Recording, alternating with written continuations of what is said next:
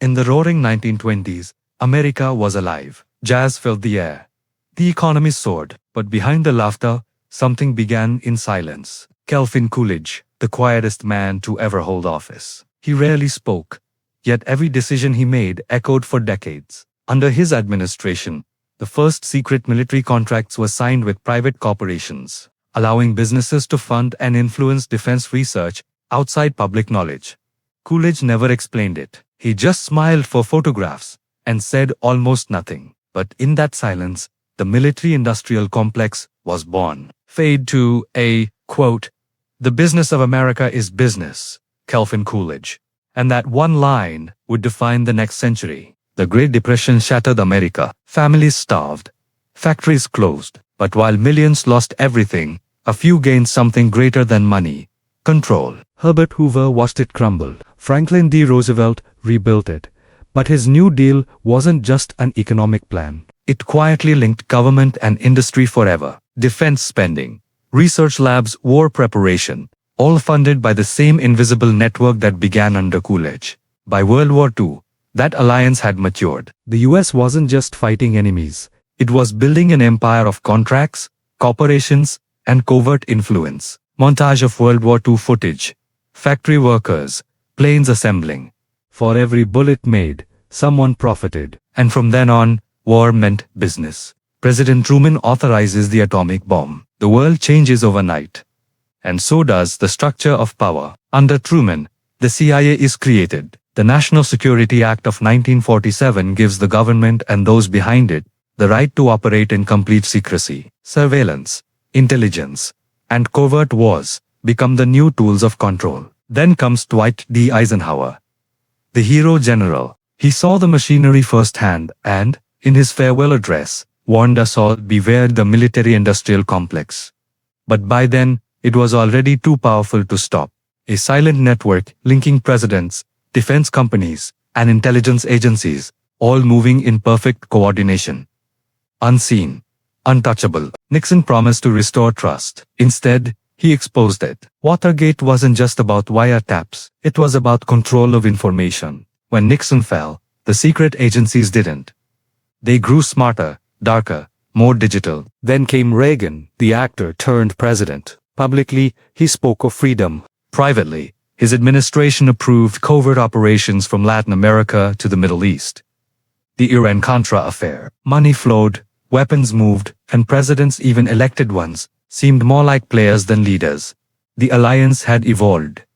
Politics was now performance. Power was permanent.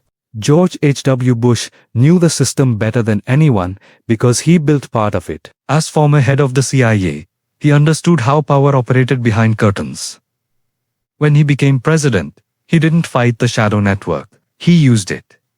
His son, George W. Bush, would later inherit not just the family name, but the global machinery of war. After 9/11s, the world watched in fear. America invaded Afghanistan, then Iraq, and in those wars, billions flowed into private hands. The war on terror wasn't just about safety.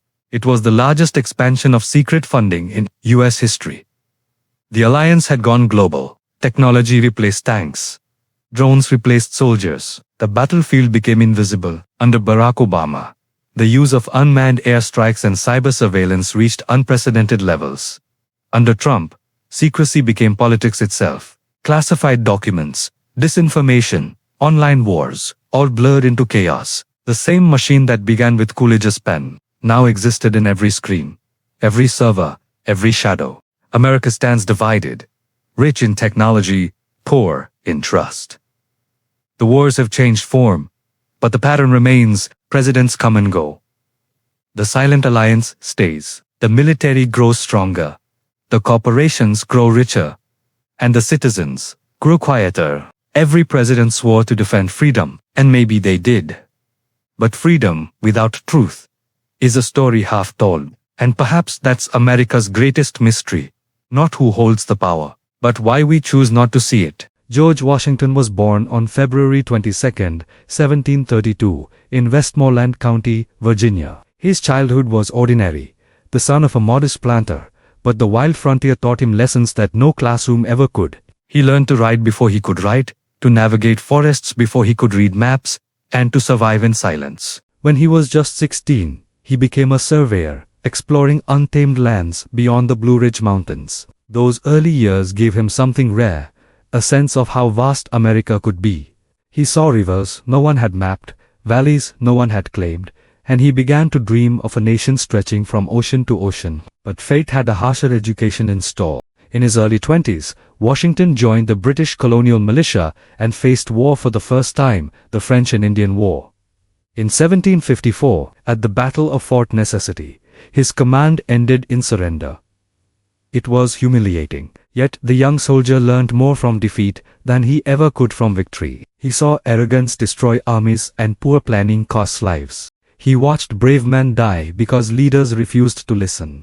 By the 1770s, the colonies were boiling. Taxes, trade restrictions, and British arrogance had pushed people to the edge. When the American Revolution erupted in 1775, Washington was already respected, known for integrity, patience, and courage. So when the Continental Congress needed a commander, the choice was clear. He accepted, knowing it could mean death. He looked across the ragged camps of farmers, blacksmiths, and fishermen, and saw not soldiers but citizens fighting for something greater than themselves: freedom. The British army that arrived to crush them was the most powerful force on earth.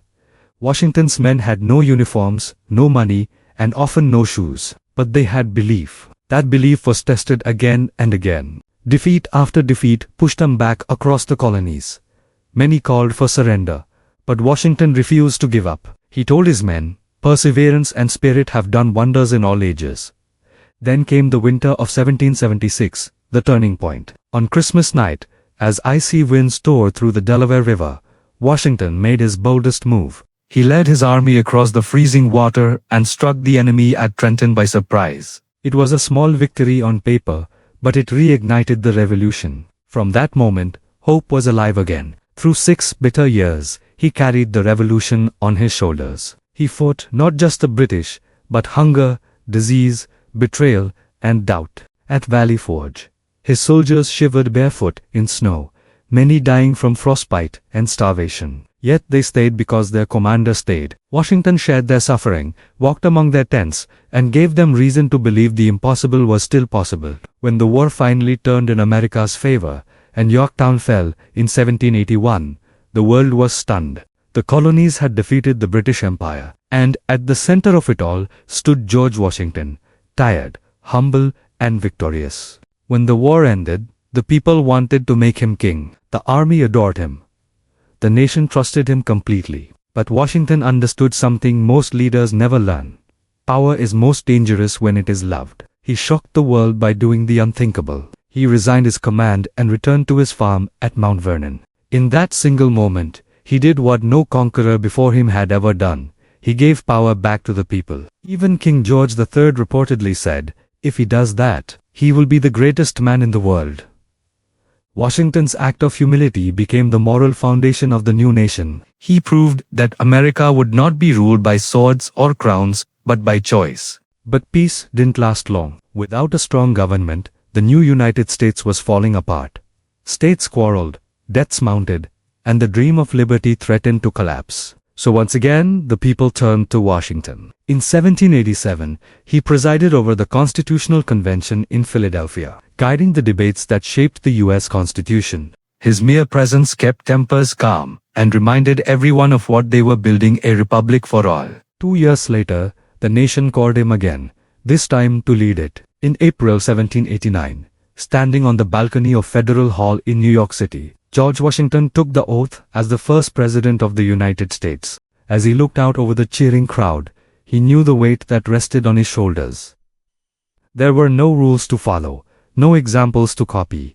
Every decision he made would set a precedent for centuries. He formed the first cabinet, appointing men like Thomas Jefferson and Alexander Hamilton, balancing their fierce rivalries to create stability. He built the framework of government, the Treasury, the State Department, and the Supreme Court.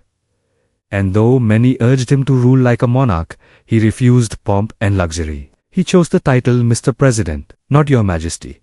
He wanted to remind everyone that the highest office in the land was still an office of service. Washington's presidency was not easy. The nation was fragile. the economy weak, the borders uncertain. He faced internal rebellion, political division, and the shadow of foreign wars.